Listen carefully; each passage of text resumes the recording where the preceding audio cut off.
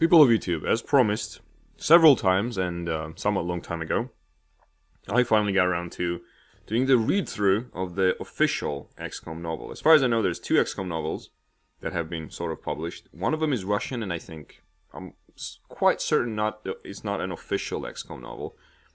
This is a 1996 XCOM UFO Defense, a novel by Diane Duane. I hope that's how the name is pronounced. And it is published by, I forgot by who, let me just double check actually.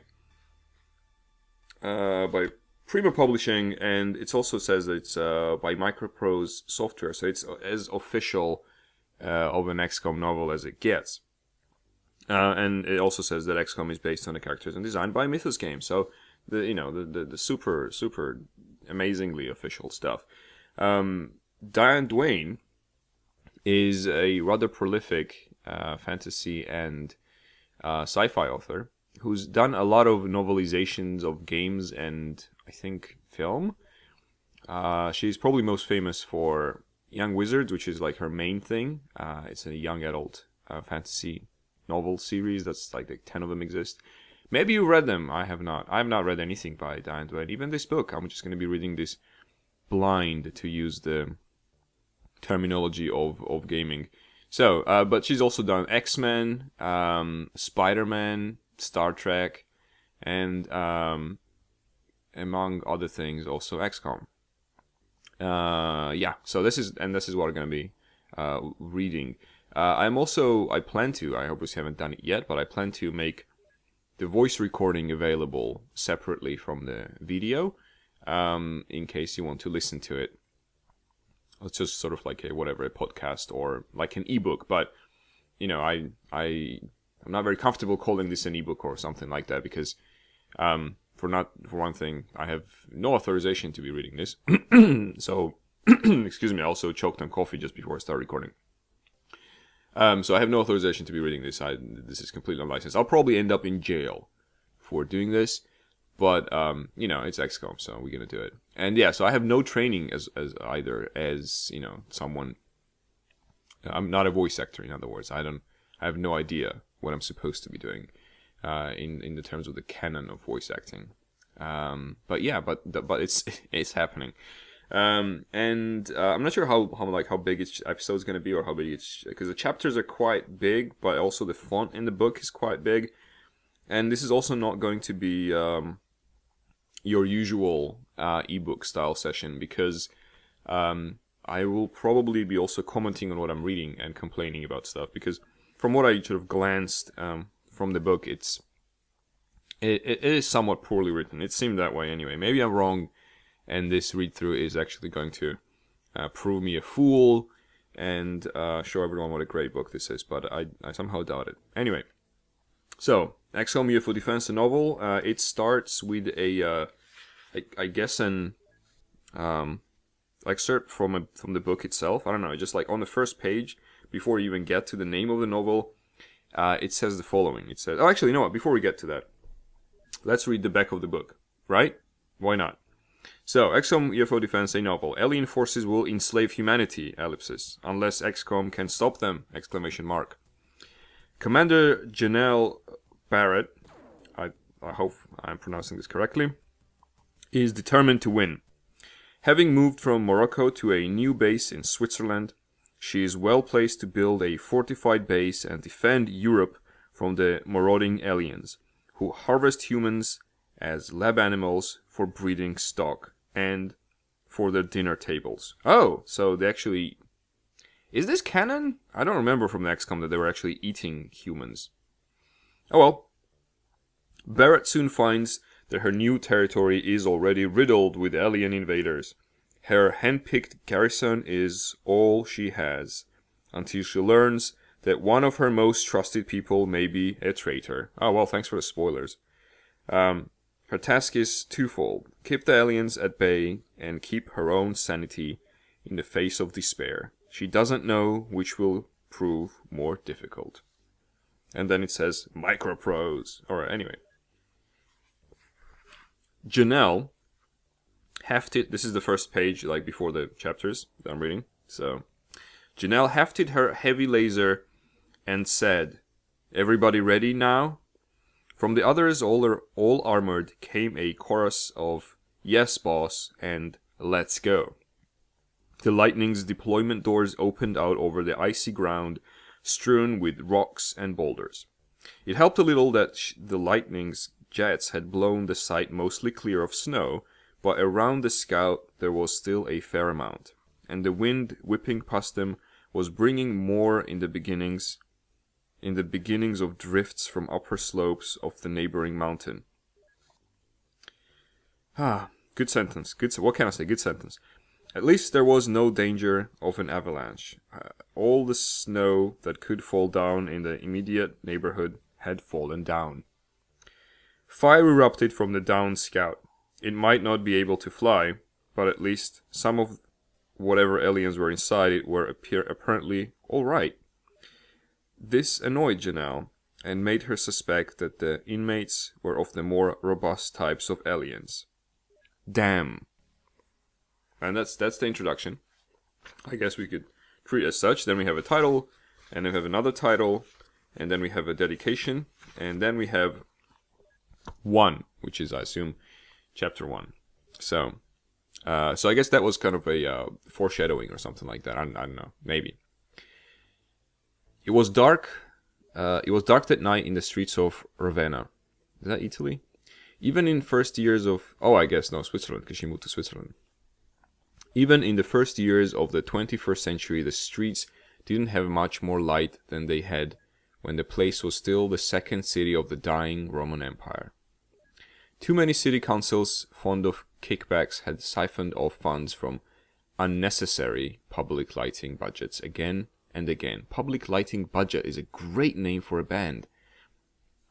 And the crooked contractors had done the rest of the job, leaving the city's narrow streets drowned in a near pre-medieval gloom. There were exceptions to the rule, of course, such as tonight, when the place was better lit than usual, not by moonlight, but by muzzle flashes. The horizontal lightning of energy weapons stitched the dark air, leaving everything stinking of ozone, and all the air so ionized that your hair stood up in it like a cat's fur stroked in dry weather. Sparks jumped from everything that wasn't already signed or on fire, which at the moment wasn't much. The alien craft had landed at one end of the Piazza de San Vitale, starting what Ari could only assume was intended as a terror mission. They started very well by the simple expedient of either frying or crushing to death the several hundred people in the open air there.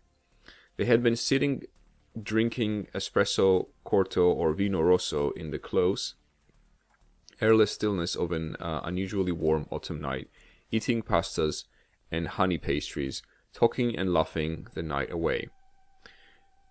Then the night had come down on them in a blaze of thrusters and a crushing weight, and now not much was left of them but their screams, by now mostly faded to sporadic faint moans and weeping. So they landed on a town square full of people, and these people only noticed that there was a huge ship landing on them after they were crushed. Okay. Around the piazza, everything was dark now. All the lights out in the apartments. The silence, indicative of human beings praying that the things out there would somehow, by some miracle, pass them by. The darkness had a lot of prayer in it, as mentioned in the previous sentence, and a lot of weapon fire, and not much else. And it was uncertain to Ari which would do the most good in the long run. For preference, he would depend on the guns. Oh wait, so Ari, okay. For some reason I thought Ari was a girl, but Ari seems to be a male character. Got a bad patch over here, boss, said one of the voices, in his armor's earphones. That was Mary. Ari and Mary. A captain and one of his sub-team leaders. She sounded more cheerful than worried. Ari grinned, firing around the corner he was stuck behind. That tone of voice, when stuck in a tight spot, was one of the traits he used to pick his teams. Okay, wait. So she said that, then Ari grinned, firing around the corner he was stuck behind. Great sentence. That tone of voice when stuck in a tight spot was one of the traits he used to pick his teams. Okay, so he would stuck his teams in tight spots and then listen to the for tone of voice. Alright, cool. You pinned down? No, worse than usual. I could use some help in a while.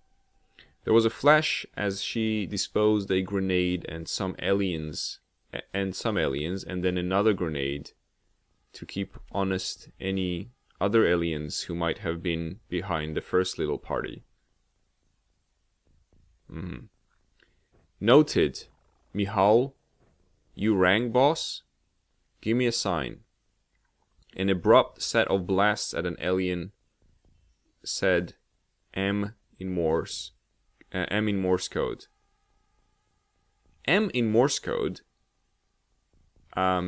is two long tones. So how a abrupt set of blasts would have said M in Morse code? It would just be like boop boop. That's M. Anyway, research has been done. It came from off to Ari's right, up past where the cafe had been half sheltered under a sign that had said Paneteria and now said P et R, punctuated with blast holes. Good. How you doing? Got you some nice cold cuts here, boss. Her nib's gonna be pleased. Okay. Let's not count the chicken before it's home in the fridge, okay? And don't despise the live, free-range livestock if you can catch any. Meanwhile, get your butt over by Mary there and make yourself useful. She's got a few too many hands for bridge at the moment. You see the front doors of the church? Those big bronze ones? Got it, on my way with the bridge mix, Michal said. Ari pulled back from the corner for a moment and took a breath, staring out at the alien ship. The few aliens that had been close to it were dead now. Some that had broken away immediately after the XCOM team arrived were now lying helter-skelter about the cobbled pavement, the cold cuts Michal had mentioned. Some of his teammates occasionally ragged Michal for not firing as much as he might, but Michal firmly believed in not firing until he was sure of his target, and referred with amiable scorn to some of his teammates' spray gun weapon firing as premature ejaculation. Zing! His own technique had been gaining converts lately, both by evidence of his success and as a result of Ari's and Commander's open approval, with the result that Ari's team's attacks were sounding a lot less like a Yugoslavian ceasefire. Oh wow, another zinger. Jesus, political jokes. His method also worked better and saved money, which counted with the Commander as well. Now though, Ari was thinking more about killing the rest of the aliens loose in the square than about the value of weapons charges, or the valuable elements in the alien craft, or the possibility of live captures, or anything else. I'm still trying to get used to the sentence structures here. They're just bizarre. One of an XCOM assault team's duties was to drive home to the aliens in the simplest possible language that terror raids were simply too costly to continue, either in terms of personnel or material. You did this by killing or catching every one of them, taking home every scrap of their stuff that could be used, and depriving them of everything else they had, whether it could be used or not, but mostly you did it by the killing. The problem here is, in many other terror spots, was that the aliens loved to attack by night. Oh yeah, and the night was their friend. Almost all of them could see better in it unassisted than humans could, even with artificial augmentation. It gave them an advantage Ari hated and refused to concede. He was not going to concede it now. Elizabeth, he said, report. Over here behind the giant tit, boss. Ooh. That's a mausoleum, you big dumb Nikulturny. Oh wait, Ari is Russian? Why is he talking to Elizabeth as... Oh, it's Elizabeta Yanovna. It's also Nikulturny is male gender. If you're referring to if you're calling a girl Nikulturnaya would be the, unless this is not Russian that they're talking about. Weird, man. Anyway, haven't you ever seen a mausoleum before? Oh, a tomb, Elizabeta Yanovna said. I know tombs when I see them, boss, and I don't want to be in one just now. Even pretty ones like this. She broke off, and there was a brief flare of cannon fire. Ari saw something down the road blow up most satisfactorily. Satisfactorily, a word you probably want to avoid when you're writing books. Watch where you point that thing, Ari said. There's an empress buried in there, for gosh sake. Oh, Jesus. Won't bother her none, Elizabeth said. Not the noise, anyway. Where is this Elizabeth from? Is it... There. Anyway, that's fine, Elizabeth. That's you good. You may have a point, but just another burst of cannon fire. Ari was glad Elizabeth had nothing heavier than an autocannon at the moment. Her tendency was to use the complete destructive ability of whatever you gave her, and to let God sort them out afterward. Ari could imagine the results of Elzabeta with a heavy plasma tonight. Mostly God sorting out a lot of irreplaceable late Empire architecture and artwork. Oh, never mind, he muttered as something blew up even more spectacularly. What the heck was she hitting over there? Whatever it was, it gave more light to shoot aliens by. A small truck, Ari thought. People target the vehicles. The light won't last, but it's better than nothing. He glanced over toward Gala Placidia's splendid cruciform mausoleum, with its massive dome, and spared only a brief thought for the 5th century mosaics inside and out. The 21st century was his main concern at the moment. Okay, so I guess the author did a bit of research on what's happening in Ravenna and decided to include those bits from the post-it notes. Here and there around the piazza, vehicles began to blow up with more regularity. They were mostly just little cars. Oh, Europeans with their little cars. Though, and most of their fuel tanks didn't have enough gas because, obviously, this is Europe, in them to last more than for a few seconds. Really, a car will burn a lot more than few seconds, but whatever. Though that was spectacular enough while it lasted. More gunfire erupted around the square as Ari's people took advantage of the brief light, and the aliens scattered around started melting further back into the shadows in the side streets. Don't want them doing that, Ari thought. I want them centrally located where we can deal with them fast. But if wishes were any good by themselves, the Earth would long since have been free of the invaders. No chance of that. There has to be a way, though. I don't want to get involved in a house-to-house if I can avoid it. Ari thought hard while the firefight out in the square began to attenuate, the firing more outward than inward now. He was actually aware of someone looking over his shoulder, as it were, listening to his comms or his teams with what kind of thoughts he could only suspect, and he suspected he would find out. Wham! The blast went right past his car, and Ari threw himself not to one side because that would be what they were expecting, but forward, tucking and rolling fast and hard straight over the cobbles into the piazza. Oh wait, they were reading his mind. Is that what's going on? Okay, cool, I got it. Behind him, against the wall where he had been standing, something went smack. A small wet noise. That was followed by a sound he had come to recognize from too many street fights. Plaster and the underlying brick crumbling as a jet of venom from a Celatid hit it, splattered, ate the outer surface, and started to work on the inner ones. That was followed by an odd little squeak as the creature got its second load ready. Is that pronounced Celatid? Let's go with Celatid for now. Okay. Ari was already up on his knees, sighting on the nasty little sack of poison. He blasted it, and then hit the great ugly mutant that was loping along behind it, which went down and lay struggling.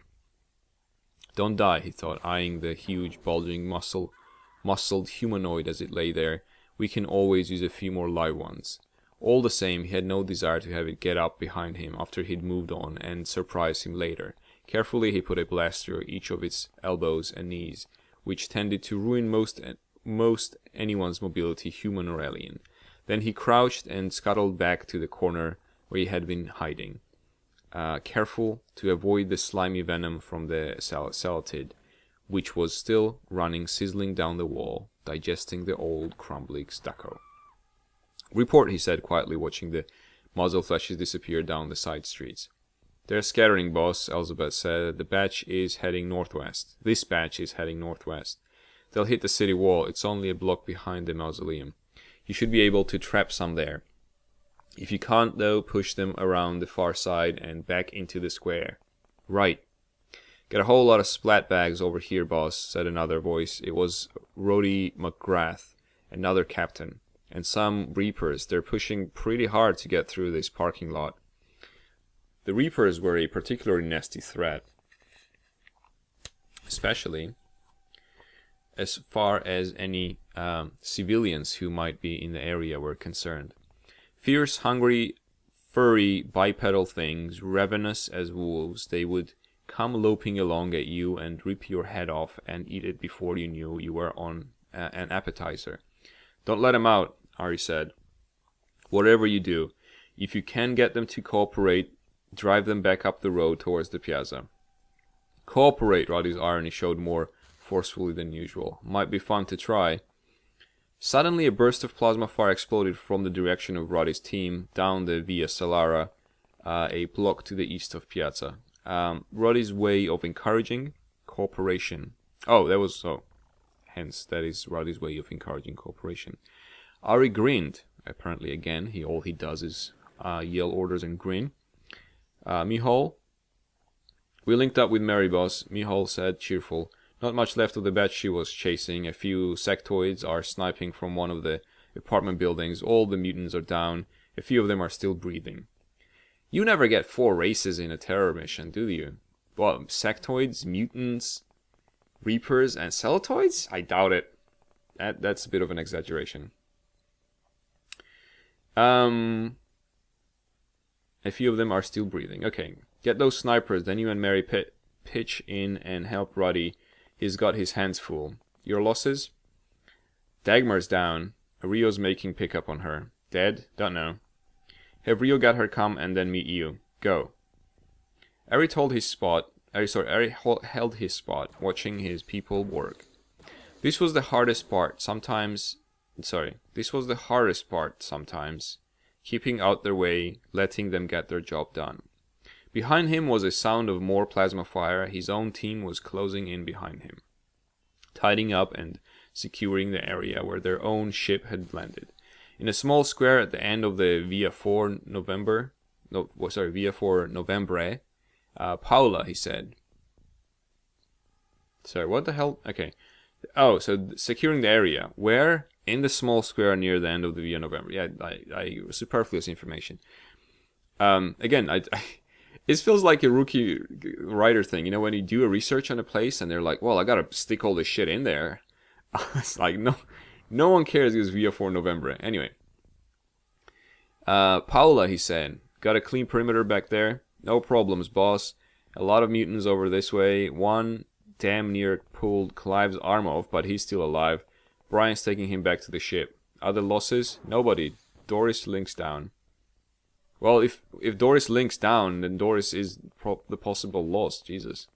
Like, such little concern for human safety.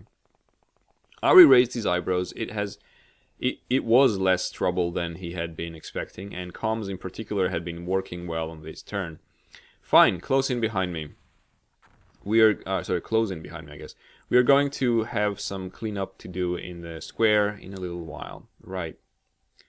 He leaned against the wall, watching the square. The muzzle flashes were getting closer again, coming from the side streets, off to the left and southward.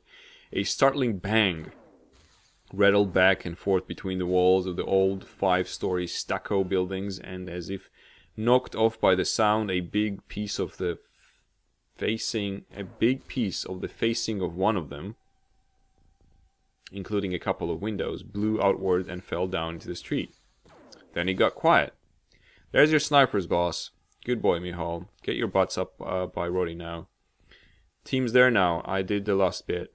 Alone? You brainless Aristopt, since that was exactly what he was at the moment. Alone. Never mind, you sure got them all?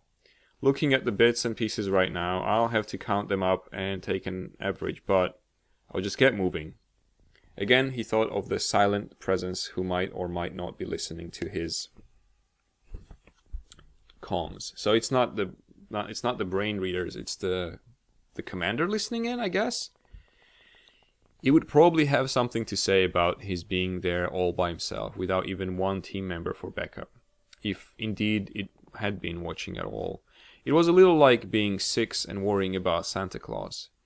He knows when you've been sleeping, he knows when you're awake, he knows when you've been bad or good. You think he's watching anyway, but there is no way to tell for sure. And the uncertainty cramps your style something fierce. Cramps your style. The sound of footsteps approaching brought him around. It was Paula and her team. Paula, maybe. Why am I saying Paula? I'm not sure. Yeah, it depends on country, I guess. I'm going to go with Paula. Paula in the lead in armor, since she had been hogging point as usual, with Matt behind her and some ways back, big blonde Doris bringing up the rear. Across the piazza, a chain of explosions went off. Probably Mihal's team laying down some grenades for cover while they joined Roddy's team. Heavy plasmas stitched the air again. Report, Ari said. Paula glanced over her shoulder, the way they had come. 20 mutants dead. 20? We were busy, she said mildly. I told you about Clive. He died on his way to the ship. Shit, Ari said softly. Alright, we've got some business to clean up yet. I want you to get your... He paused. Behind the rest of Paula's team, Doris was coming towards them more and more quickly, head down, looking staggery, looking decidedly bad, looking somehow lumpy, bulkier than she should. Running now, running at them. Oh, Doris is a zombie. Then Doris was on him. Ari saw just before she mutated, the mutated arm slammed into his helmet. Her slack face warping out of shape now, and her empty eyes, just barely gone zombie, he thought. The second to last straightforward thought he had before the fire became everything in the world. God, the boss is going to be pissed. And that's where we're going to stop today for the first part. I hope you guys enjoyed this beginning, this prologue, sort of, to XCOM UFO Defense and Novel. And I will see you in the next one. Bye.